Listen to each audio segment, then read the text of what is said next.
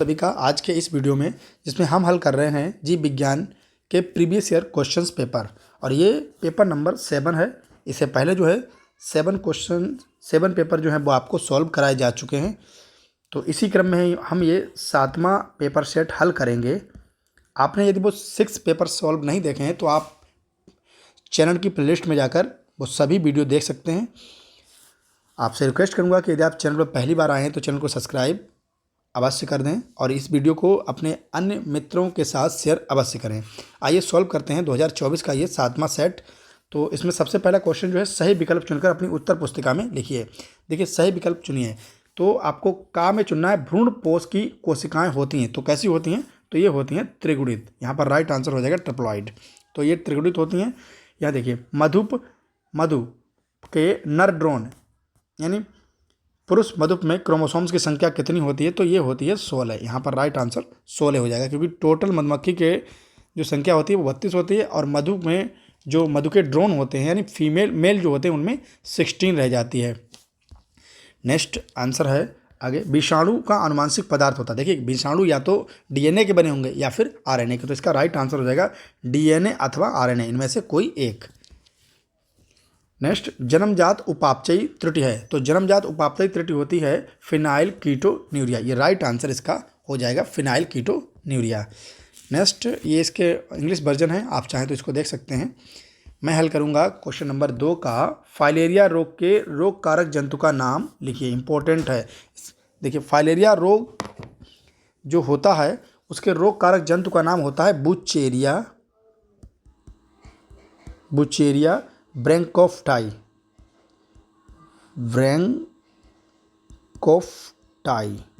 इस तरह बुचेरिया ब्रैंकोफ्टाई कहते हैं इसके रोग कारक का नाम। डीएनए आरएनए में कोई एक अंतर लिखिए। तो डीएनए आरएनए में डीऑक्सी राइबोज शर्करा पाई जाती है, जबकि आरएनए में राइबोज शर्करा पाई जाती है। इस तरह से आप लिख देंगे, राइबोज शर्करा पाई जाती है। या फिर आप लिख सकते हैं डीएनए में यूरेसिल पाया जाता है, डीएनए में जो है थायमिन पाया जाता है, जबकि आरएनए में यूरेसिल पाया जाता है। बहुत ही इंपॉर्टेंट लक्षण है इसका। डीएनए में थायमिन पाया जाता है और आरएनए में यूरेसिल थायमिन के स्थान पर, तो यूरेसिल लिख देंगे। इस तरह से आपका ये राइट आंसर हो जाएगा। नेक्स्ट हम देखेंगे, किन्हीं 2 जैव विविधता स्थलों के नाम लिखिए। देखिए, जैव विविधता स्थल बहुत ही इंपॉर्टेंट है। देखिए, जैव विविधता स्थल की बात करें तो ऑल वर्ल्ड में 36 जैव विविधता स्थल हैं, 36, जिनमें भारत में कौन कौन से हैं? तो यहाँ लिखेंगे ग्रेट हिमालय और लिख देंगे पश्चिमी घाट। 2 ही नाम पूछे हैं तो 2, ग्रेट हिमालय और पश्चिमी घाट। इसके बाद सुडालैंड, इंडो बर्मा, ये और भी हैं, तो हमें केवल 2 लिखने हैं। सुडालैंड लिख दें, या तो हम यहाँ पर सुडालैंड या फिर इंडो बर्मा, ये 4 हमारी किताब में दिए गए हैं। तो आपको कोई 2 लिखने हैं तो भारत के लिखिए ग्रेट हिमालय, पश्चिमी घाट, ये इंपॉर्टेंट। पश्चिमी घाट केरल की शांत घाटी में बहुत ज़्यादा जैव विविधता पाई जाती है। पश्चिमी घाट कहाँ है? केरल में। तो केरल की कौन सी? शांत घाटी में बहुत ज़्यादा पश्चिमी विविधता पाई जाती है। नेक्स्ट जो है घ नंबर क्वेश्चन, मैं इसको थोड़ा सा इरेज कर दे रहा हूँ, जगह की शॉर्टेज है। अगला क्वेश्चन जो है, मानव वृषण में सार्टोली कोशिकाओं का क्या कार्य है? तो देखिए, सार्टोली कोशिकाएं, जो टेपिटम का कार्य होता है वही सार्टोली कोशिकाओं का कार्य है। तो सार्टोली कोशिकाओं का कार्य लिखेंगे, शुक्राणुओं को, यहाँ लिखेंगे शुक्राणुओं को ऑक्सीजन एवं पोषण प्रदान करना, ये हो जाएगा राइट, इतना आंसर आपका। डीएनए अणु को कौन सा एंजाइम तोड़ता है? तोड़ता का मतलब है काटता है। देखिए, काटता है, तो यहाँ पर हो जाएगा रेस्ट्रिक्शंस, यहाँ लिखेंगे RESTRICTION, रेस्ट्रिक्शंस एंडोन्यूक्लिएज। आप हिंदी में लिखें तो इस तरह से लिखें, रेस्ट्रिक्शंस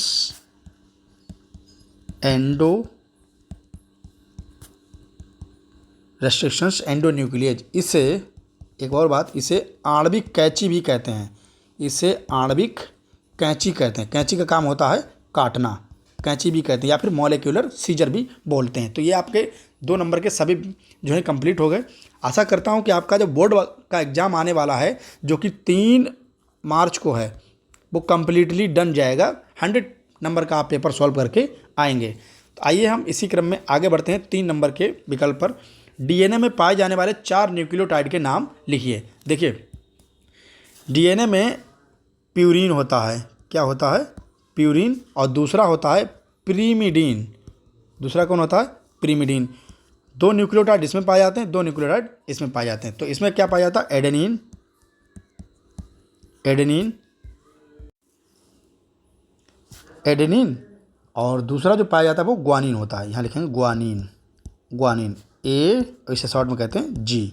तो ये पाए जाते हैं प्यूरिन में। आपको केवल एडेनिन और ग्वानिन लिखना है। 4 न्यूक्लियोटाइड पूछे इकाइयाँ, तो यूनिट होती है एडेनिन, ग्वानिन, और अगला लिखना है साइटोसिन, साइटोसिन और थाइमिन, साइटोसिन, थाइमिन, साइटोसिन और थाइमिन, ये पाए जाते हैं डीएनए में। देखिए, पिरामिडिन में यूरेसिल भी होता है, लेकिन वो आरएनए में पाया जाता है, तो यहाँ पर हम लिखेंगे नहीं। तो एडेनिन, ग्वानिन और थाइमिन और साइटोसिन होता है। खास श्रृंखला का सचित्र वर्णन कीजिए। देखिए, खास श्रृंखला का हमको 2 नंबर में सचित्र वर्णन करा रहा है, तो आइए इसको हम सॉल्व करें। तो यहाँ पर खास श्रृंखला का वर्णन करा रहा है, तो हम लिखेंगे पारिस्थितिकी तंत्र में, यहाँ लिखेंगे पारिस्थितिकी तंत्र में सभी जीव एक दूसरे का भक्षण करते हैं। भक्षण करके एक श्रृंखला बनाते हैं जिसे खाद्य श्रृंखला कहते हैं। खाद्य श्रृंखला कहते हैं। इस तरह आपको परिभाषा लिखनी है कि एक दूसरे से जुड़े रहते हैं।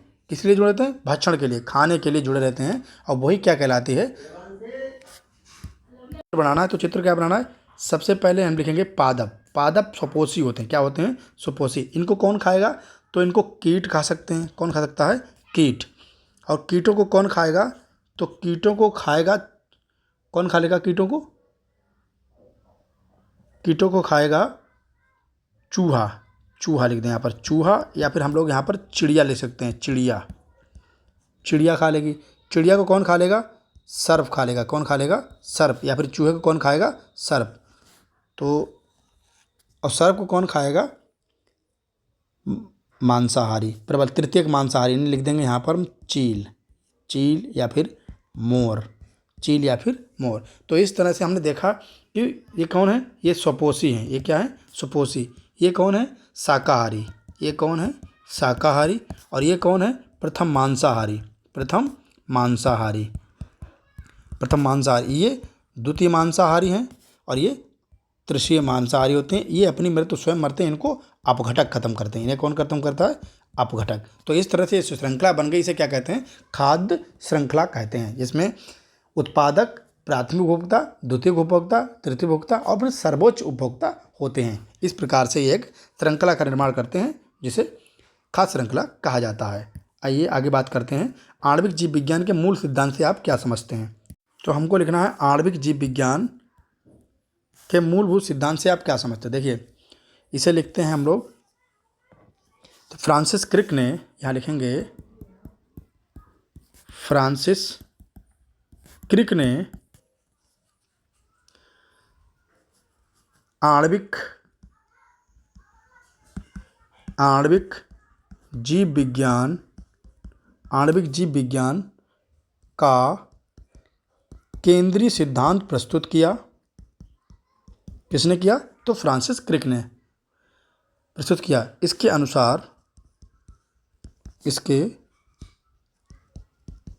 अनुसार डीएनए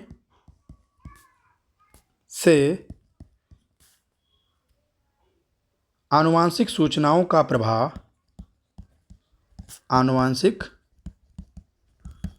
सूचनाओं का प्रभाव mRNA तक, सूचनाओं का प्रभाव mRNA तक केंद्रक से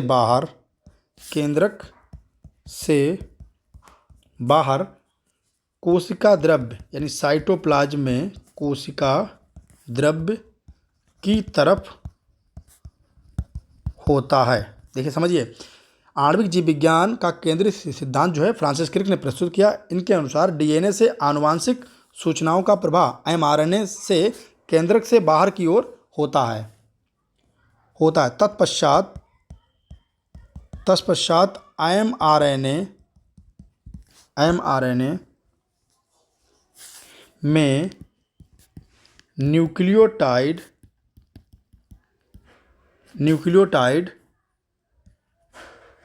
के क्रम का अमीनो एसिड के क्रम के रूप में अनुवाद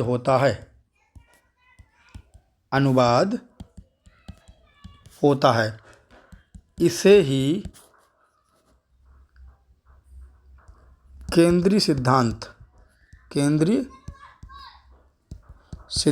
या central dogma of molecular science कहते हैं। इस तरह से आप इसको लिख सकते हैं। आइए देखते हैं किस तरह से। तो यहाँ पर ये चित्र बना देंगे, डीएनए और डैश मारेंगे इस तरह से। यहाँ लिखेंगे ट्रांसक्रिप्शन। आप हिंदी में अनुलेखन भी लिख सकते हैं। डीएनए के ट्रांसक्रिप्शन सारा क्या बनता है? आरएनए बनता है। आरएनए से ट्रांसलेशन होता है। क्या होता है? ट्रांसलेशन होता है। ट्रांसलेशन मतलब अनुवादन। इसे अनुवादन कहते हैं। तो अनुवादन के द्वारा क्या बनती है? प्रोटीन बनती है। क्या बनती है? प्रोटीन बनती है। इसी को हम लोग क्या कहते हैं? सेंट्रल डोग्मा कहते हैं। इसी प्रकार से ये भी आपका क्वेश्चन जो है सॉल्व हुआ कि आणविक जीव विज्ञान के मूल सिद्धांत से आप क्या समझते हैं। ये चित्र आप जरूर बनाइएगा इस तरह से। आगे का पेपर सॉल्व करते हैं। मच्छरों से होने वाले किसी एक रोग का नाम लिखिए। बहुत ही इजी है। आप तो मच्छरों से होने वाले किसी एक रोग का नाम लिखेंगे मलेरिया। क्या लिखेंगे? मलेरिया। यहाँ लिख देंगे मलेरिया। मच्छरों द्वारा होने वाले रोग का नाम लिखेंगे मलेरिया। इसकी रोकथाम क्या हो जाएगी कि रोकथाम करने के लिए देखिए, कहीं भी जल को एकत्रित ना होने दें। यहाँ लिख दें जल का भराव ना होने दें। झाड़ी एवं घास फूस को नष्ट कर दें। और तीसरा है प्रतिदिन मच्छरदानी का प्रयोग करें। तो ये उपाय हो जाएंगे। इस तरह से आप और भी लिख सकते हैं जो भी हैं। मच्छरों के स्थानों को समाप्त कर दें। और पांचवा लिख सकते हैं आप कि घर की साफ सफाई का विशेष ध्यान रखें। बस इस तरह से आपको मलेरिया नहीं होगा। होने वाला रोग का नाम मलेरिया। और ये उपाय आप लिख सकते हैं कि जल का भराव आसपास ना होने दें, क्योंकि मच्छर अंडे देता है तो जल में ही देता है। झाड़ी एवं घास फूस को नष्ट कर दें। अगर घर के पास पड़ोस घास फूस है तो उसे नष्ट कर दें। प्रतिदिन मच्छरदानी का प्रयोग करें जिससे मच्छर आपको नहीं काटेंगे। मच्छरों के स्थानों को समाप्त कर दें। जहाँ पर मच्छर बैठते हैं उनको ख़त्म कर दें। और घर की साफ़ सफाई का विशेष ध्यान रखें। इस प्रकार से ये क्वेश्चन जो है तीसरे नंबर के हल हुए। आगे देखते हैं परागण में जंतुओं की भूमिका। इंपॉर्टेंट, परागण में जंतुओं की भूमिका क्या हो जाएगी? भूमिका। तो परागण में जंतुओं की भूमिका का वर्णन करना है। तो सबसे पहले लिखेंगे परागण में जंतुओं की निम्नलिखित भूमिका होती है। नंबर एक, समय पर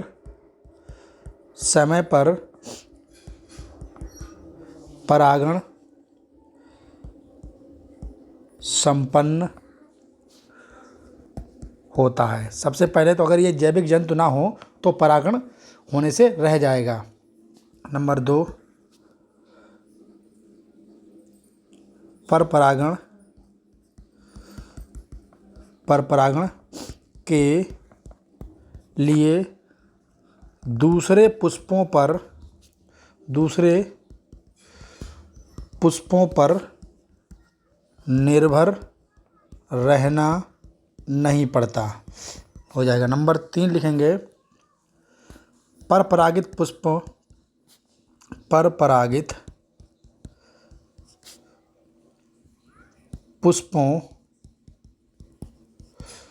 विशेषकर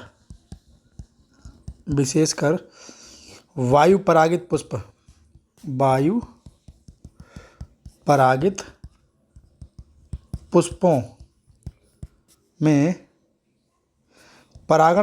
में परागण नष्ट हो जाते हैं जो कि जंतु परागण में सुरक्षित रहते हैं। इस प्रकार से आप लिख देंगे कि समय पर परागण संपन्न होता है। परागण के लिए दूसरे पुष्पों पर निर्भर नहीं रहना पड़ता।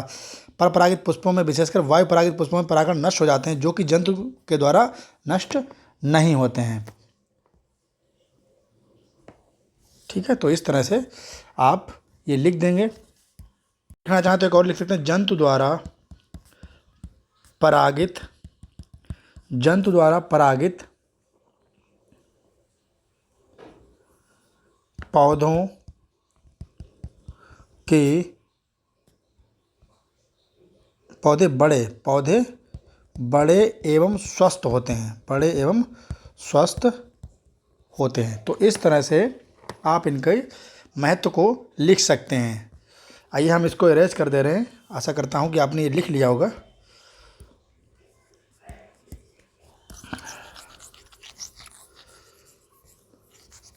अब है क्वेश्चन, द्विबीजपत्री भ्रूण का नामांकित चित्र बनाना है। केवल आपको इसका चित्र बनाना है।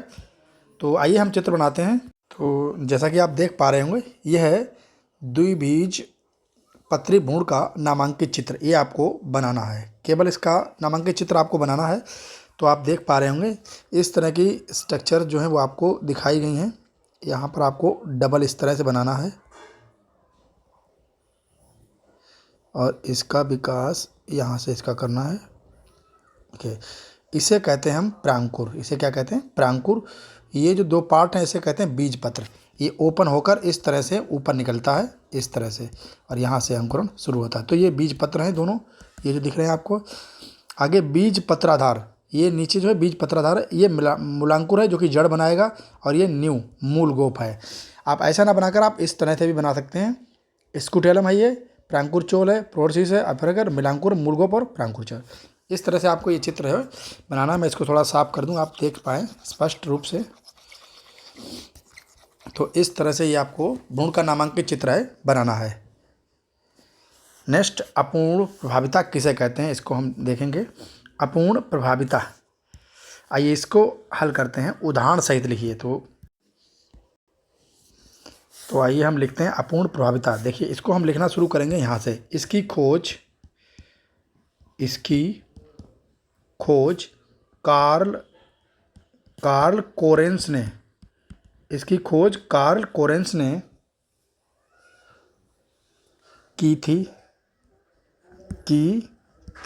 अब डेफिनेशन लेंगे। अपूर्ण प्रभाविता, यहाँ लिखेंगे अपूर्ण प्रभाविता में F1 संकर जीवों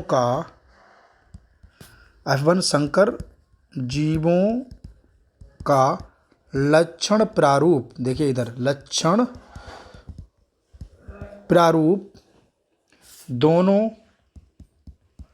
दोनों सयुग्मजी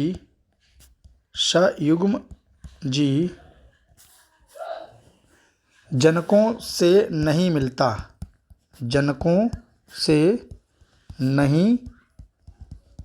मिलता, अपितु मतलब बल्कि दोनों के मध्य होता है। यानी जो प्रारूप होता है वो दोनों संयुग्मी का एक दूसरे से नहीं मिलता। कैसा होता है? दोनों के मध्य होता है, यानी हाइब्रिड होता है।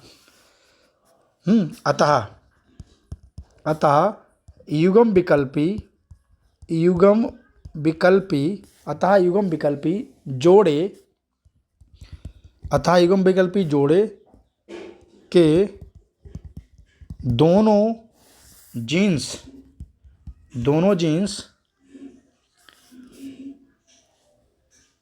के बीच प्रभावी व अप्रभावी का संबंध नहीं है परंतु दोनों जीन्स मध्यम मतलब बीच का लक्षण प्रारूप प्रदर्शित करते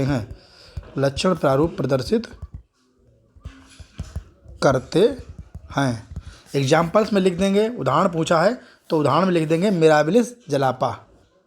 उदाहरण में लिखेंगे मिराबिलिस जलापा या फिर गुलाबास। इसी को गुलाबास कहते हैं। गुलाबास सभी ने देखा होगा, सभी के घरों पर पाया जाता है। तो इस तरह से हम लोग लिख देंगे कि अपूर्ण प्रभाविता में F1 संकर के जीवों का लक्षण प्रारूप उनके दोनों संयुग्मी जनकों से नहीं मिलता, अपितु मध्य का होता है, बीच का होता है।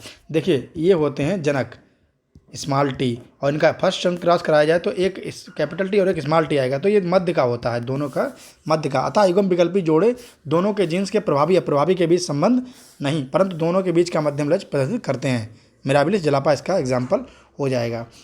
इस तरह से ये क्वेश्चन जो है आपका पूरा हुआ।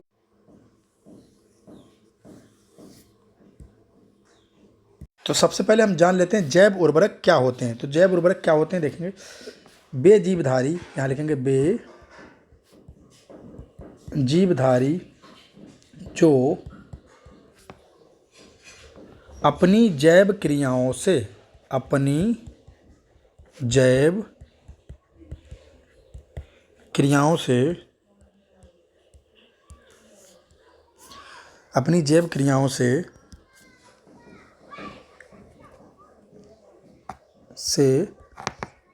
मिट्टी को पोषकों या पोषक तत्वों से, ऐसे लिखें, पोषक तत्वों से परिपूर्ण कर देते हैं, जैव उर्वरक कहलाते हैं। तो ये तो जैव उर्वरक की परिभाषा हो गई। अब कैसे बढ़ाते हैं, तो नंबर 1 लिखेंगे नाइट्रोजन का, नंबर 1 लिखेंगे सहजीवी, यहाँ लिखेंगे सहजीवी के रूप में नाइट्रोजन, यहाँ लिखेंगे सहजीवी के रूप में नाइट्रोजन यौगिकीकरण के द्वारा, सहजीवी के रूप में नाइट्रोजन यौगिकीकरण के द्वारा। नंबर 2 असहजीवी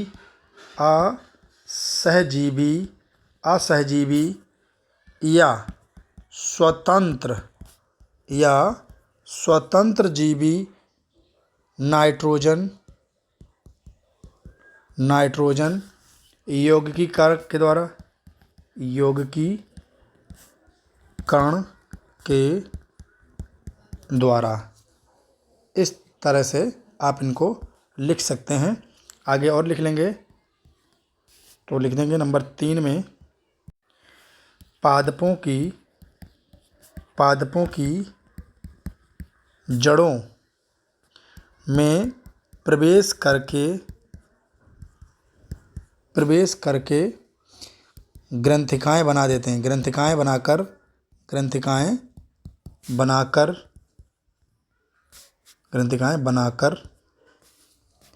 और एग्जाम्पल में हो जाएगा राइजोबियम,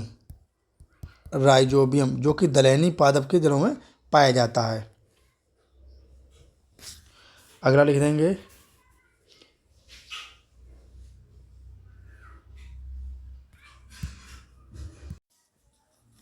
माइकोराइजा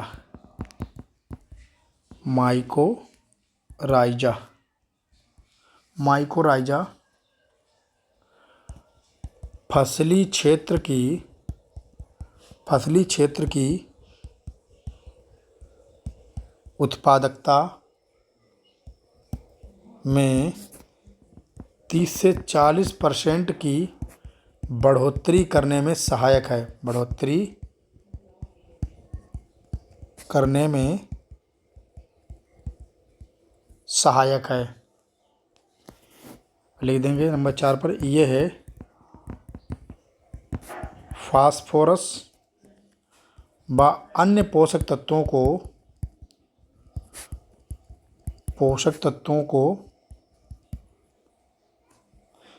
को मृदा से अवशोषित करके पौधों को उपलब्ध कराते हैं। पौधों को उपलब्ध कराते हैं। तो इस तरह से ये हो जाएगा। और कौन कौन मुख्य होते हैं, तो यहाँ लिख देंगे राइजोबियम, यहाँ लिख देंगे राइजोबियम, एनाबिना, नॉस्टॉक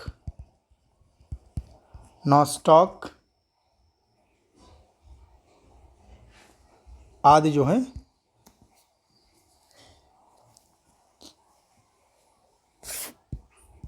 तो इस तरह से क्वेश्चन नंबर 4 के सभी विकल्प जो हैं पूर्ण हुए। आगे हम बात करेंगे हार्डी बीनबर्ग का सिद्धांत, बहुत ही इंपॉर्टेंट है। और ये जो पेपर हम हल कर रहे हैं ये गाजीपुर ज़िले का पेपर था, जिसको मैं चेक करने गया था। ये हमको वहाँ से हम उठा लाए थे अपने बच्चों के लिए जहाँ हम पढ़ाते हैं। तो आइए इसको हल करते हैं। हार्डी बीनबर्ग का सिद्धांत बहुत ही इंपॉर्टेंट है, इसे हल करते हैं। हार्डी बीनबर्ग का सिद्धांत, हार्डी बीनबर्ग का सिद्धांत। तो आइए इसे लिखते हैं यहाँ पर, हार्डी बीनबर्ग का सिद्धांत। यहाँ लिखेंगे सन 1908 में इंग्लैंड के G.H. हार्डी और बीनबर्ग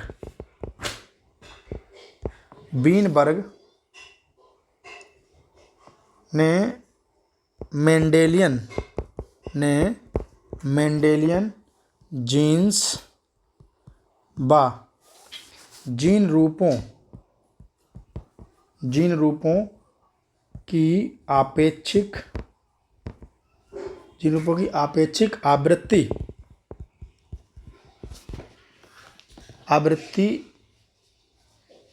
आवृत्तियों को पीढ़ी दर पीढ़ी बताया कि स्थायी रहती हैं। क्या बताया कि स्थायी रहती हैं।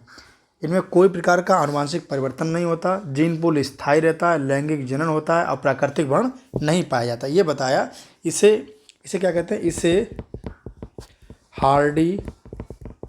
हार्डी बीनबर्ग का संतुलन सिद्धांत कहते हैं। क्या कहते हैं? संतुलन सिद्धांत कहते हैं। इस सिद्धांत के अनुसार, अब लिखेंगे इसके अनुसार क्या लिखेंगे? यदि कोई आबादी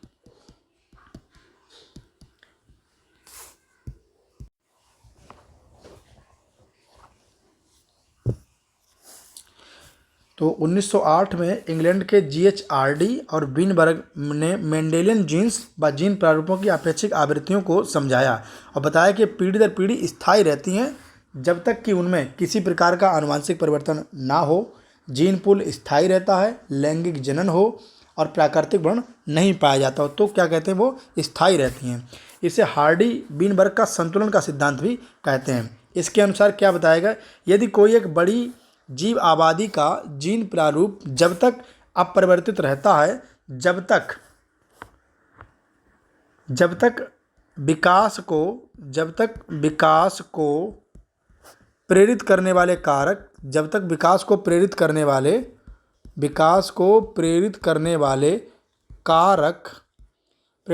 कारक जैसे, यहाँ लिखेंगे जैसे जीनी अपवहन, पारगमन यानी क्रॉसिंग ओवर, उत्परिवर्तन तथा प्राकृतिक वर्ण तथा प्राकृतिक वर्ण उसको प्रभावित ना करें। ये सिद्धांत था हार्डी बीनबर्ग का, और इन्हें इसकी व्याख्या भी प्रस्तुत की है। यहाँ लिखेंगे हम लोग अभी, अगर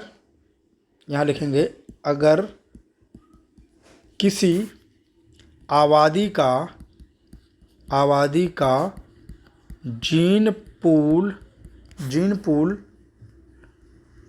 पूल में एक जीन ए को माना जाए तथा प्रभावी जीन ए तथा अप्रभावी जीन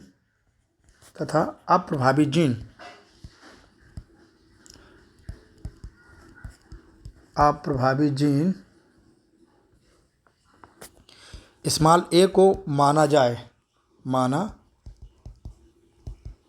जाए तो उनकी आवृत्ति को क्रमशः P/Q से दर्शाया जाए। तो P+Q = 1 तथा, यहाँ लिखेंगे तथा इसकी जीन आवृत्ति होगी क्या? P+Q² = 1। P+Q² = 1। अथवा इसे हम खोल कर लिख दें P² + Q² को, तो क्या हो जाएगा? P² + Q² + 2PQ = 1। यही हार्डी बीनबर्ग का नियम था। तो आप इसको लिख लेंगे।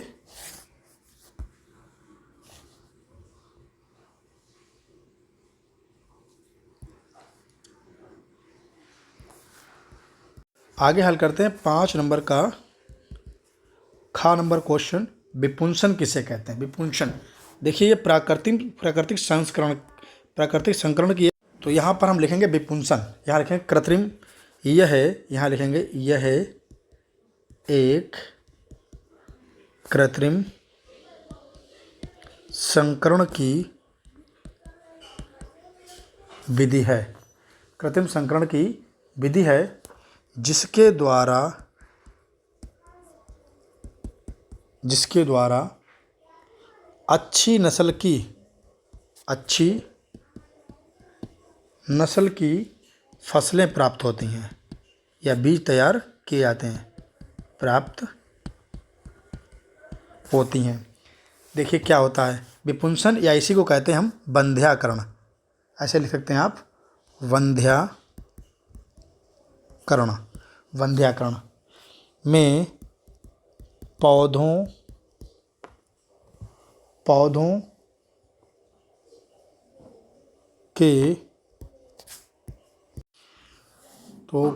के द्विलिंगी, यहाँ लिखेंगे द्विलिंगी पुष्प के पराग कोषों को, देखिए ध्यान दीजिए, पराग कोषों को उनकी कलिका स्थिति में ही चिमटी से निकाल लिया जाता है और इस पुष्प का, यहाँ लिखेंगे इस पुष्प का मादा जनक के रूप में, भाई पुंकेसर निकाल लिए गए तो पुष्प कैसा रह जाएगा? मादा जनक के रूप में चयन किया जाता है। किया जाता है तथा विपुंसित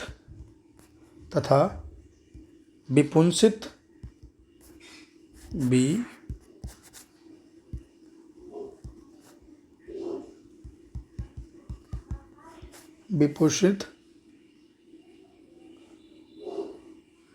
पुष्पों को थैली या फिर पॉलीथीन में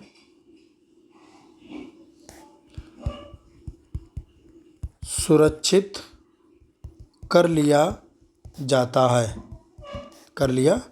है।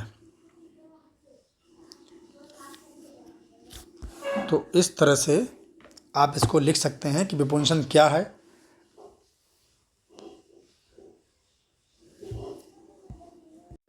तो इसे हम मिटा देते हैं।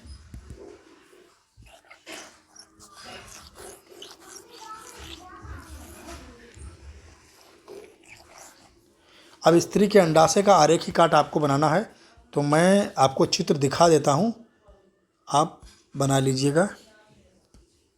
चित्र बनाने में टाइम बहुत लगेगा।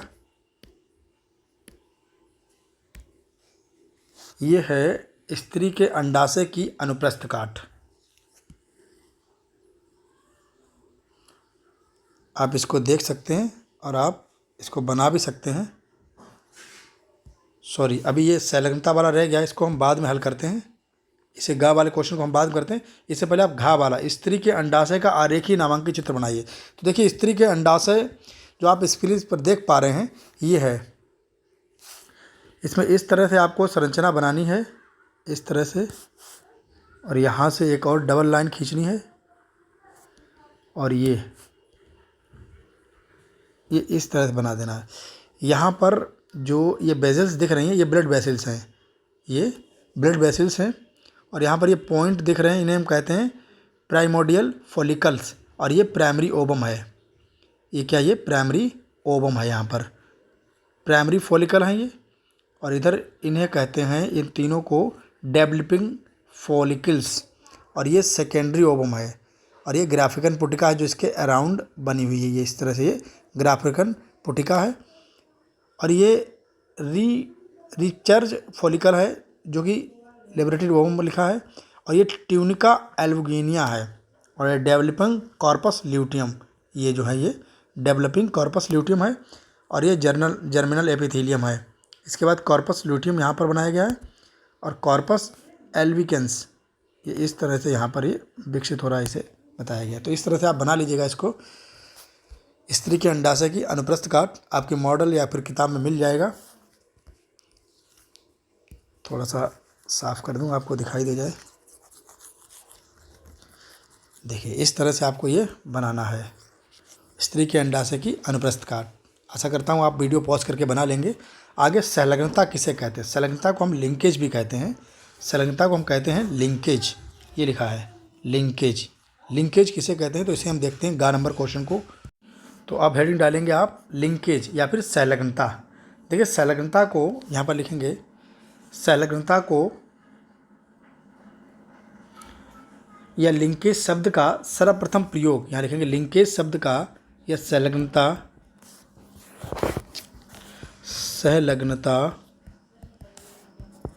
शब्द का प्रयोग सर्वप्रथम सटन एंड बोवेरी के द्वारा 1903 में किया गया था। 1903 में किया गया था। देखिए, अब हम लिखेंगे जब दो या दो से अधिक जीन एक ही गुणसूत्र पर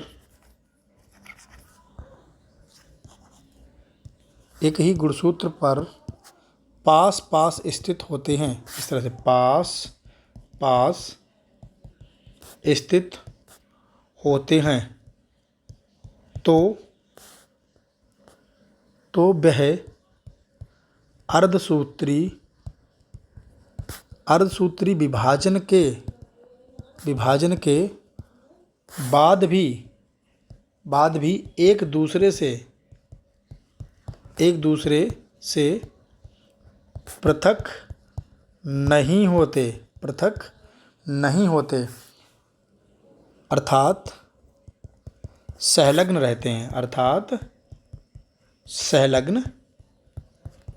रहते हैं। क्या है संलग्नता? संलग्नता शब्द का प्रयोग सटन एंड बॉबेरी ने किया था कि जब दो या दो से अधिक जीन एक ही गुणसूत्र पर स्थित हों, पास स्थित हों, तो वे अर्धसूत्री विभाजन के बाद भी क्या होते हैं? अलग अलग नहीं होते।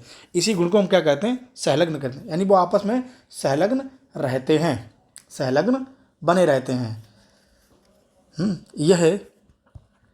यह सहवंशागति प्रदर्शित करते हैं। क्या करते हैं? सहवंशागति प्रदर्शित करते हैं। इन जीनों को संलग्न जीन इन जीनों को क्या कहते हैं? संलग्न जीन तथा इनके इस गुण को क्या कहते हैं? संलग्नता कहते हैं। इसके इस गुण को क्या कहते हैं? संलग्नता कहते हैं। तो इस तरह से ये जो है आप इसको लिख देंगे, संलग्नता कहते हैं। आपको इतना ही लिखना है।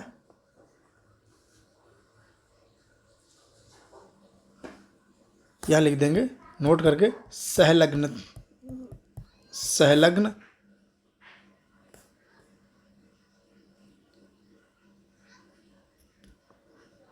गुण स्वतंत्र अव्यूहन के नियम में पालन नहीं करता। स्वतंत्र अपव्यूहन पर लागू नहीं होता। यहाँ लिख देंगे लागू नहीं होता। इस तरह से आप इसको लिख देंगे और ये आपका कंप्लीट हो जाएगा संलग्नता। आइए हम इसको डिलीट कर। बायोगैस के उत्पादन में सूक्ष्म जीवों की भूमिका का वर्णन करना है। तो आइए हम लिखते हैं यहाँ पर,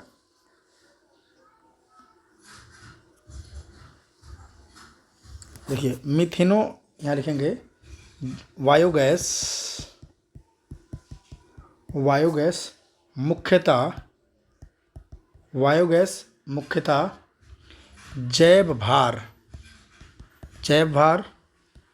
अवशेषों तथा उत्सर्जी जैव भारों से प्राप्त किया जाता है जिसमें सूक्ष्म जीव क्रिया करके बायोगैस का उत्पादन करते हैं। तो लिखेंगे इसमें मीथेनोजेन या फिर ऐसे लिख सकते हैं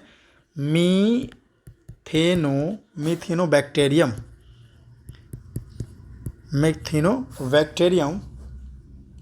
जीवाणुओं के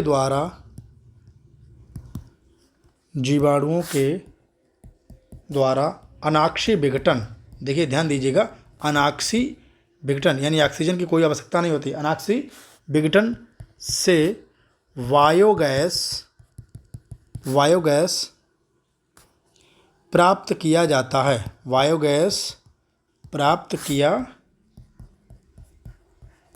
है। इससे होने वाली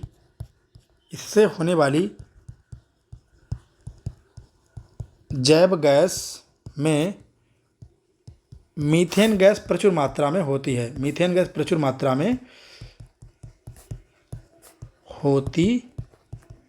है।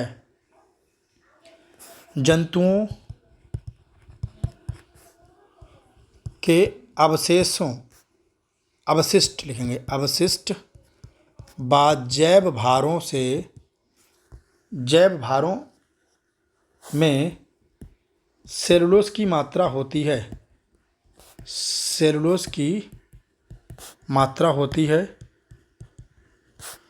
जिसके पाचन से, जिसके पाचन से सूक्ष्म जीव, जिसके पाचन से सूक्ष्म जीव बायोगैस या मीथेन गैस, बायोगैस या फिर मीथेन गैस उत्सर्जित करते हैं या बनाते हैं।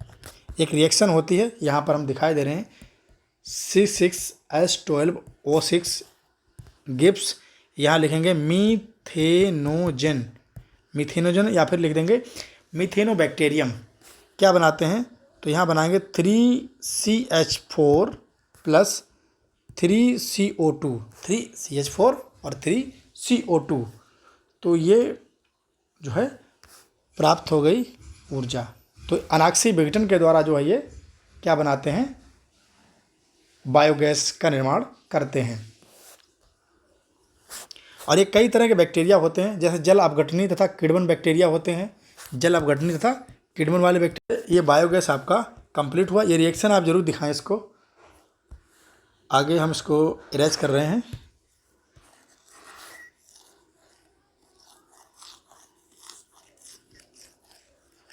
आगे का पेपर हल करने से पहले पर हम आपको ये दिखाना चाहेंगे कि जो लॉन्ग क्वेश्चन है इनके आंसर हम आपको नहीं बताते, क्वेश्चन जो है आपको हम दिखा देते हैं। जैसे एक लिखा है, रासायनिक उर्वरक व कीटनाशकों के उपयोग को कम करने में सूक्ष्म जीवों का विस्तृत वर्णन दीजिए। देखिए, आपको जैव उर्वरक के बारे में विस्तृत क्वेश्चन जो है आपको लिखना है। मानव कल्याण में जैव प्रौद्योगिकी यानी बायोटेक्नोलॉजी का योगदान बहुत ही ज़्यादा हर क्षेत्र में है, ये भी आपको लिखना है। आगे मानव जीनोम, ये क्वेश्चन बहुत ही इंपॉर्टेंट है, इसको आप जरूर तैयार करिएगा। मानव जीनोम क्या है, इसकी प्रमुख विशेषताएं, ये बहुत ही इंपॉर्टेंट क्वेश्चन बन जाता है, मानव जीनोम की प्रमुख विशेषताएं। और विभिन्न सहायक जनन प्रौद्योगिकी, जिसमें IVF और IVF है, आपका गिफ्ट है और सरोगेट माता, ये सभी जो है इनका वर्णन यहाँ पर करना है। मेंडली विकार को विस्तार पूर्वक बताइए कि कौन कौन से विकार होते हैं, उनको यहाँ पर लिखना है। और सबसे इजी क्वेश्चन जो आपको पड़ेगा, पारतंत्र की परिभाषा, जैविक तथा अजैविक घटकों का सचित्र वर्णन करिए। तो ये इस तरह से क्वेश्चन आपको मिलेंगे, आप इनको अपनी उत्तर पुस्तिका में लिख दें। आगे हम हल कर रहे हैं 6 नंबर के क्वेश्चन। DNA फिंगरप्रिंटिंग की व्याख्या करते हुए इसके प्रयोगों को बताइए। DNA फिंगरप्रिंटिंग बहुत ही इंपॉर्टेंट है, आइए इसको सॉल्व करते। इस साल के लिए मोस्ट इंपॉर्टेंट क्वेश्चन रहेगा, मोस्ट इंपॉर्टेंट DNA फिंगरप्रिंटिंग की व्याख्या। और इसके देखिए, इसे DNA फिंगरप्रिंटिंग या फिर हिंदी में DNA अंगुली छाप भी कहते हैं, DNA अंगुली छाप भी कहते हैं। तो इसमें हम लिखेंगे कि DNA फिंगरप्रिंटिंग क्या होता है और किस तरह से इसका प्रयोग होता है। तो सबसे पहले आप डालेंगे DNA फिंगरप्रिंटिंग या फिर अंगुली छाप। देखिए, गुणसूत्र मुख्यतः DNA के बने, यहाँ से लिखेंगे गुणसूत्र मुख्यतः काय के बने होते हैं? DNA के बने होते हैं, DNA के बने होते हैं, जो कि यहाँ लिखेंगे जो कि जीवों का, यहाँ लिखेंगे जो कि जीवों का आनुवांशिक पदार्थ है। इसके कारण, यहाँ लिखेंगे इसके कारण, किसके? DNA के कारण, इसके कारण सभी जीवों की, यानी प्रत्येक जीव की, ऐसे लिख सकते हैं, प्रत्येक जीव की एक विशिष्ट प्रत्येक जीवों के जीन की, यहाँ पर लिख लेंगे जीन की एक विशिष्ट व्यवस्था होती है। क्या होती है? एक विशिष्ट व्यवस्था होती है, जो उसकी, यहाँ लिखेंगे जो उसकी फिंगरप्रिंटिंग कहलाती है। क्या कहलाती है? फिंगरप्रिंट कहलाती है। यानी मनुष्यों में जो DNA पाया जाता है, ये DNA आनुवंशिक पदार्थ होता है, और इसी DNA के कारण प्रत्येक जीव के जीन की एक विशिष्ट व्यवस्था होती है, जिसे फिंगरप्रिंटिंग कहा जाता है। अब आगे लिखेंगे DNA प्रतिबंध डीएनए प्रतिबंध विश्लेषण, डीएनए प्रतिबंध विश्लेषण द्वारा किसी व्यक्ति विशेष की डीएनए प्रतिबंध विश्लेषण के द्वारा किसी व्यक्ति विशेष की पहचान करना क्या कहलाता है? डीएनए फिंगरप्रिंटिंग कहलाता है। डीएनए फिंगरप्रिंटिंग कहलाता है। डीएनए फिंगरप्रिंटिंग कहलाता है। यानी डीएनए फिंगरप्रिंटिंग वह तकनीक है, यहाँ लिखेंगे वह तकनीक है जिसके द्वारा डीएनए के निश्चित क्षेत्रों के न्यूक्लियोटाइड सीक्वेंस ज्ञात किए जाते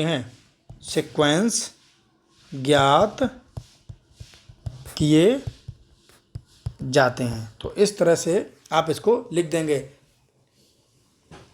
और प्रत्येक व्यक्ति का विशिष्ट डीएनए होता है जो कि उसका डीएनए फिंगरप्रिंटिंग कहलाता है। आइए इसके प्रयोग देखते हैं। यहाँ लिखेंगे प्रयोग या फिर अनुप्रयोग। क्या क्या अनुप्रयोग हैं, आइए हम इसको देखते हैं। जो प्रयोग होता है सबसे पहले व्यक्तिगत पहचान में, यानी किसी भी दो व्यक्तियों के डीएनए समान नहीं हो सकते, अर्थात व्यक्तिगत पहचान की जा सकती है। नंबर 2 में जनकता के झगड़े, जब कभी माँ बाप किसी को दौलत देकर नहीं जाते और उनके भाई आपस में झगड़ते हैं तो उस समय कानूनी रूप में झगड़ों को समाप्त करने के लिए डीएनए फिंगरप्रिंटिंग का प्रयोग किया जाता है। नंबर 3 में आनुवांशिक विकार का पता लगाने में, कोई भी आनुवांशिक डिजीज़ अगर आपके माता पिता को था और वो आपको हो गया है तो उसका पता लगाने में। नंबर 4 पर लिखेंगे फॉरेंसिक लैब। देखते हैं आप लोग सीआईडी देखते होंगे, उसमें जो लैब दिखाई जाती है वो फॉरेंसिक लैब होती है। और लिखेंगे अपराधियों की सही पहचान करने में, अपराधियों की सही पहचान में क्या यूज किया जाता है। यहाँ पर लिखेंगे डीएनए में क्या क्या वस्तुएं हम यूज कर सकते हैं। तो देखेंगे यहाँ लिखेंगे sample to be used in DNA fingerprinting. क्या क्या यूज कर सकते हैं। नंबर एक रुधिर, व्यक्ति का रुधिर अगर लड़ाई झगड़े में गिर गया है तो उससे पहचान हो जाएगी। त्वचा का कोई पार्ट अगर कहीं टच किया है तो उससे पता चल जाएगा। वीर्य, कभी कभी बलात्कार हो जाते हैं उसमें वीर्य। और अस्थि, हड्डियों को पता लगा सकते हैं। बालों से पता लगा सकते हैं। नाखून, इससे पता लगा सकते हैं। रुधिर, त्वचा, वीर्य, बाल, अस्थि और नाखूनों से हम उसके व्यक्ति की पहचान कर सकते हैं। ये सैंपल के रूप में यूज किए जाते हैं। तो डीएनए फिंगरप्रिंटिंग आशा करता हूँ आपने लिख लिया होगा। और कहाँ यूज होता है तो व्यक्तिगत पहचान करने में, जनकता के झगड़े में, आनुवांशिक विकार में, फॉरेंसिक अपराधियों की पहचान करने में इत्यादि में जो है ये प्रयोग होता है। इसके बाद जो क्वेश्चन बचा है वो बचा है आदि मानव या ऑस्ट्रेलोपिथेसिस। आइए इसको हल करेंगे। इसे लिखेंगे ऑस्ट्रेलोपिथेसिस या फिर लिखेंगे प्रथम कपी मानव। यहाँ लिखेंगे प्रथम कपी मानव। इस पर एक टिप्पणी लिखनी है तो लिखेंगे इसका जीवांश, यहाँ लिखेंगे इसका जीवांश सर्वप्रथम प्रोफेसर रेमंड डॉट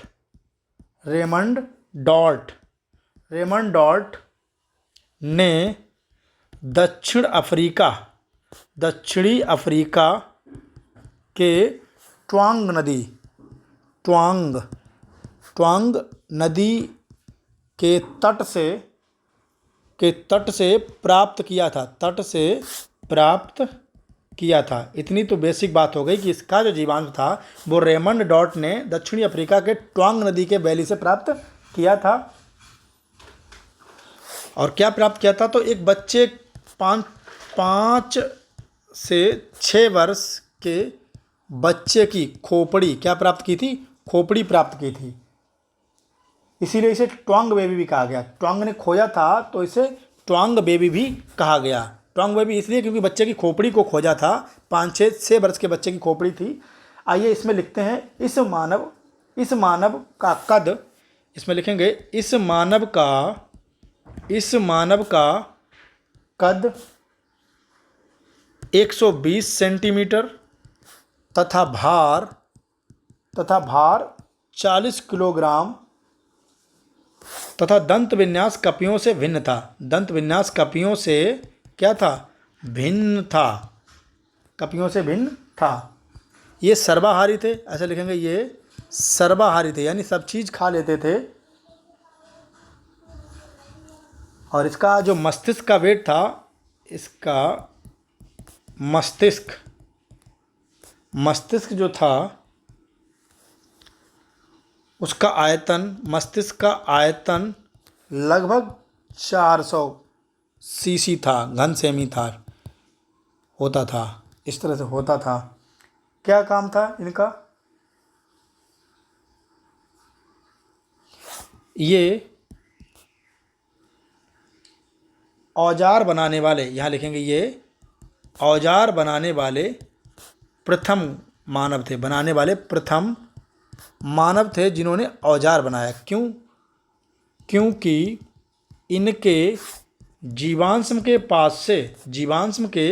पास से हड्डियों के ढेर मिलते थे। क्या मिलते थे? हड्डियों के ढेर मिलते थे। अतः ये सिद्ध होता है कि ये कैसे थे? औजार बनाने वाले इंसान थे। और ये पूर्णतया, इम्पोर्टेंट लाइन है, ये पूर्णतया द्विपद यानी दो पैरों से द्विपद गमन प्रदर्शित करते थे। यानी ये दो पैरों से चलने वाले प्रथम कपि थे, प्रथम मानव थे, द्विपद गमन प्रदर्शित करते थे। ठीक है, तो इस तरह से ये कंप्लीट आपका हो गया ऑस्ट्रेलियोपिथेकस। आपको टिप्पणी के रूप में लिखना था। और आज का अब अंतिम जो क्वेश्चन बचा है वो है सहोपकारिता किसे कहते हैं। तो ये पेज बिल्कुल लास्ट का चैप्टर है कि सहोपकारिता किसे कहते हैं। आइए इसको भी सॉल्व करते हैं। सहोपकारिता, तो आइए हल करते हैं सहोपकारिता। लिखेंगे दो प्रजातियों के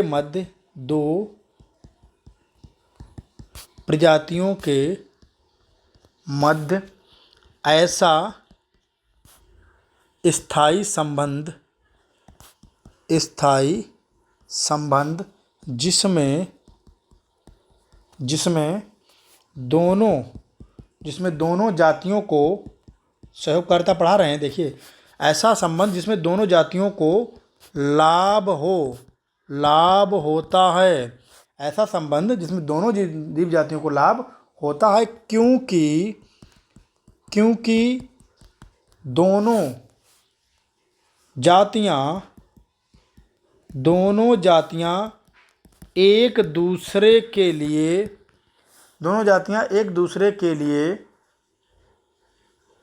कार्य की निर्भरता प्रदर्शित करती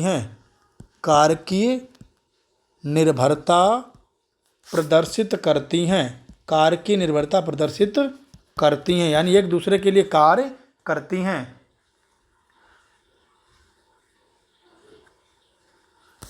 सहोपकारिता उन जीवों में देखा जाता है, उन जीवों में पाया जाता है या पाया जाता है जो विकल्पी या अविकल्पी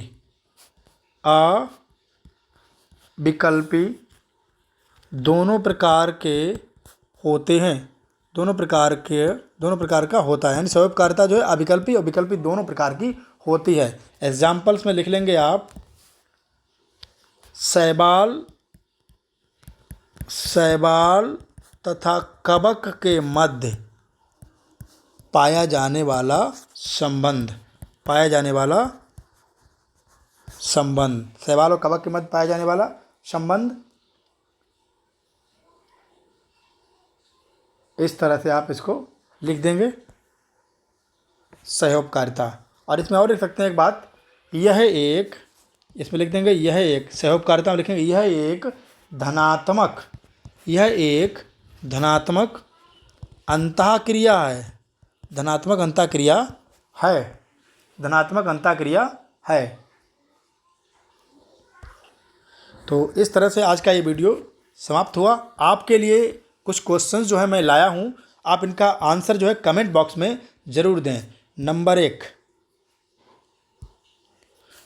क्वेश्चन है, what is the full form of IVF? IVF की फुल फॉर्म क्या है? और दूसरा क्वेश्चन बहुत ज़्यादा इंपॉर्टेंट है, पुरुष नसबंदी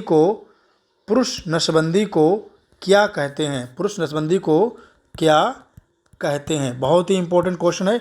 इन दोनों का आंसर आप कमेंट बॉक्स में अवश्य दें यदि आपको आता है तो, अन्यथा की स्थिति में इग्नोर करें और वीडियो का आनंद लें। धन्यवाद।